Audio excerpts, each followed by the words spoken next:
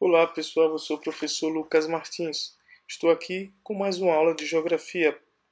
Nessa aula nós trataremos sobre a deriva continental e a tectônica das placas. No entanto, para entender essas teorias é necessário falarmos um pouquinho sobre a estrutura interna da Terra. Objetivos dessa aula: caracterizar as camadas internas da Terra, entender as ocorrências das correntes de convecção, para aí compreendermos a teoria da deriva continental e a da tectônica das placas. Vamos lá, galera. Estrutura interna da Terra. Nós vamos falar aqui de algumas camadas que compõem o interior do nosso planeta. Ao começar com a crosta. A crosta que vai ser aí subdividida em crosta oceânica e continental. Elas possuem algumas diferenças quanto à espessura, por exemplo. A crosta oceânica ela varia de 7 a 10 quilômetros. A crosta continental ela possui em média 30 quilômetros, mas há lugares, há regiões do planeta, por exemplo, nas áreas onde temos grandes montanhas, as chamadas cordilheiras, nós temos aí 70 quilômetros de espessura. Outro ponto importante é em relação à composição da crosta oceânica e da crosta continental. A crosta oceânica ela é composta por silício e magnésio, principalmente, né? Na crosta continental, ela vai ser composta principalmente por silício e alumínio. Então aí falamos de algumas características da crosta. Agora vamos partir para o manto superior e manto inferior. Lembrar, pessoal, que essa é a camada que atinge aí 2.900 km de espessura. Ela é uma camada mais densa que a crosta, no entanto, menos densa que o núcleo. É uma camada muito importante, principalmente a área correspondente ao manto superior. É nessa área que vamos ter a presença da chamada atenosfera. Olha, não é atmosfera, é atenosfera. Ela vai estar localizada aqui. Essa camada é muito importante. Depois vocês vão saber por quê.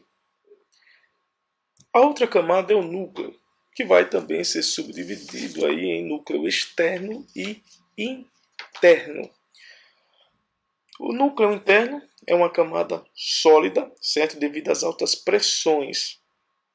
Já o núcleo externo ele é uma camada líquida. Lembrar que esse núcleo interno ele vai ser composto aí de ferro e níquel.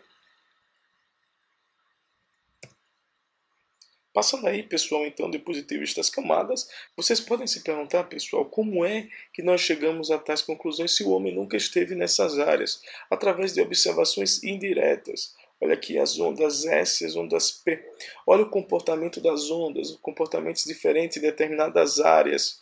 Isso prova que a composição do interior da Terra é diferente através do comportamento das ondas S e ondas P, ou seja, das ondas sísmicas geradas a partir de um abalo.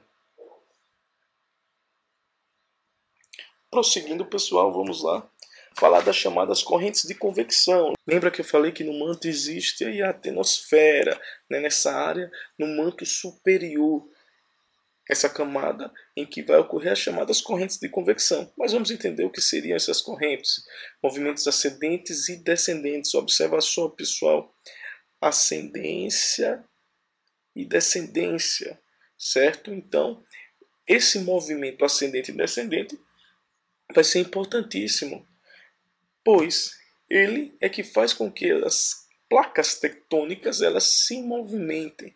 Então, os movimentos de convecção do magma, o que ocorre no manto, vai fazer com que as placas tectônicas se movimentem.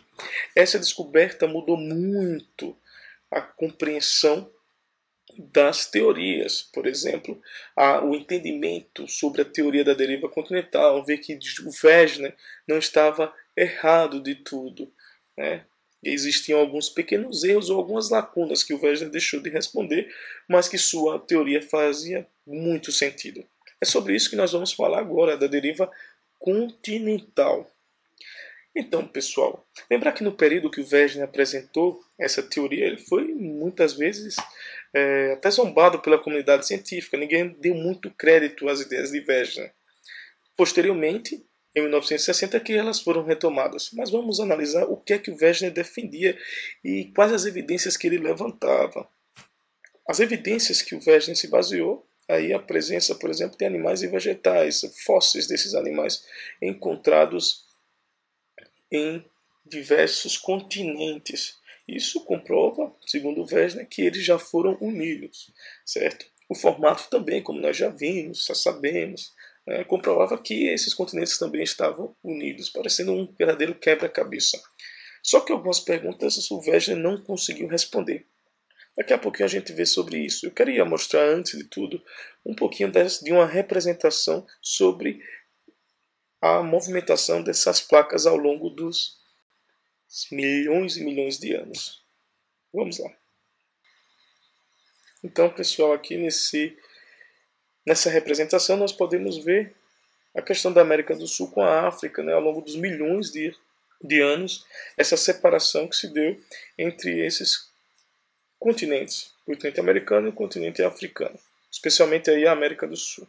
Olha como nós tivemos a movimentação desses continentes, ou na verdade das placas tectônicas. Então, as áreas aqui de limite de placas, tá? Os continentes estão sobre essas placas. Então, não são eles que se movimentam. Aí um pequeno erro de Wegener, né? Daí, pessoal, uma pequena representação para que vocês possam ver como era o planeta Terra há alguns milhões de anos, né? Como os continentes estavam formados, né? Como era a formação dos continentes ou como eles estavam postos. Vamos dar uma olhadinha.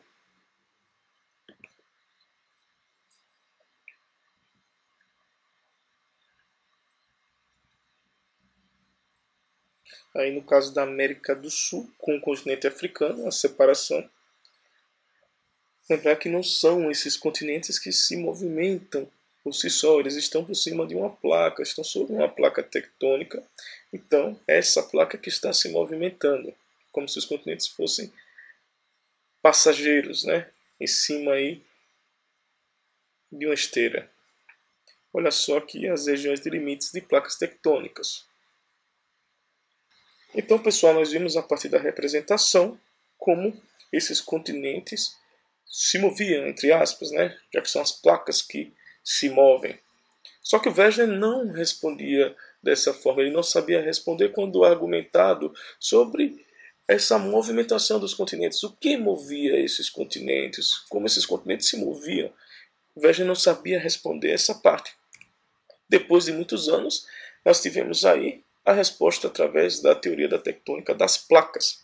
Essa teoria dizia que a crosta terrestre era composta então por esses gigantes blocos que nós chamamos de placas tectônicas, certo? Essas placas é que vão se mover a partir dos movimentos de convecção ou as chamadas correntes de convecção do magma que está presente no manto. Então, através desse movimento aqui, nós vamos ter aí a movimentação dos continentes, né? Ou melhor, das placas tectônicas. Então, essa teoria ela completa a teoria de Wegener. A teoria de Wegener não estava errada de todo, mas também não estava absolutamente correta. Tinha muitas lacunas, como, por exemplo, como se moviam esses continentes. Agora, nós sabemos que o que move são essas placas, que se movimentam a partir das correntes de convecção.